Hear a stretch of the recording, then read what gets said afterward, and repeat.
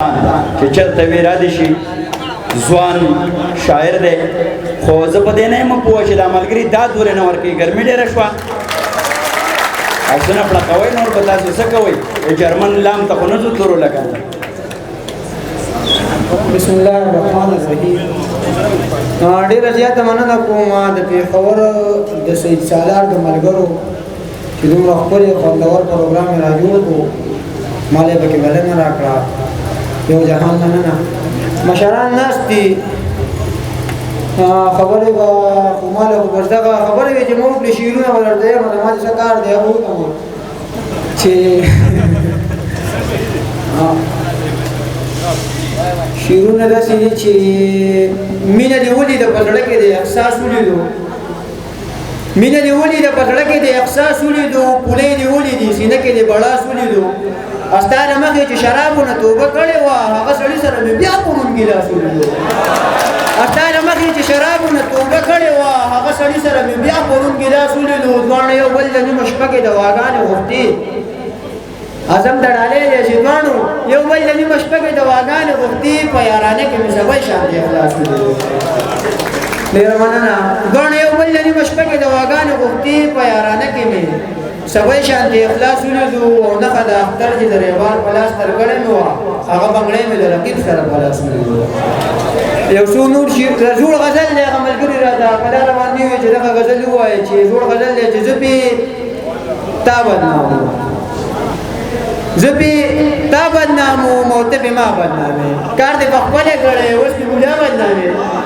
زه پې تا بدناموم او ته پې ما بدنامې کار دې په خپله کړی اوس پې مولا بدنامې دا ځل یې نه درځمه دا ځل مې بیا بدنامې دا ځل یې نه درځمه دا ځل مې بیا بدنامې که دنیا څه نه وایو نو ته به دنیا بدنامې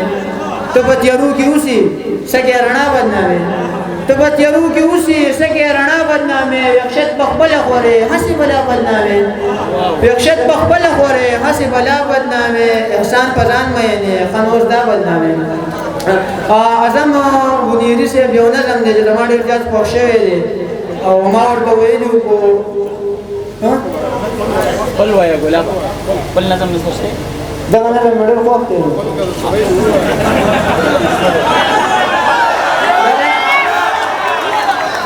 دغه نظم به ووایم خپل نظم پرېږده خو دغه نظم مې ډېر خوښ دی او زم ته ټول په ټوله ډالۍ مې چې زه د خپل ولس د درد د سړي کوم مسیحا یمه زه پښتون لیکوال یمه رښتیا رښتیا به وایم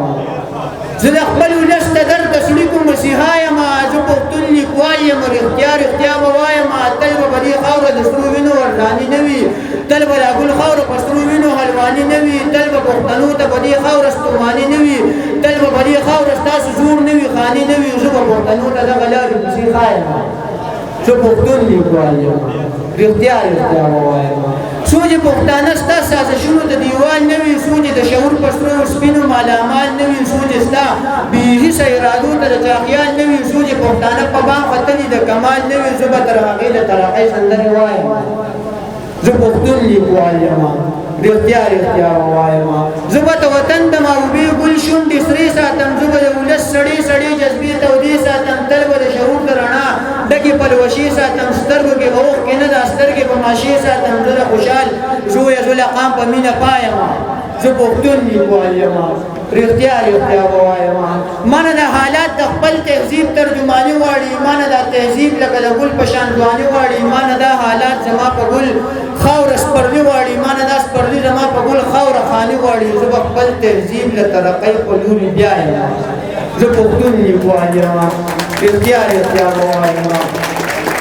دا خاوره زما د ژوند قلم دی زه پې ژوند کوم دلته کې که امن دی که جنګ دی زه پې ژوند کوم زړه مې هم له دې خاورې ملنګ دی زه پې ژوند کوم دا د ابدالي د تورې شړنګ دی زه پې ژوند کوم زه مې د اجمل له چغې ژوند یم د ژوند سا یم زه پښتون لیکوال یم رښتیا رښتیا به وایم اخرې باندې وایم چې واورې د دنیا خلکه چې زه له چا نه کم نه یم خیر دی که په ځان یم او تاسو ته لاسم نه یم تاسو ته قسم نه یم په خپل وطن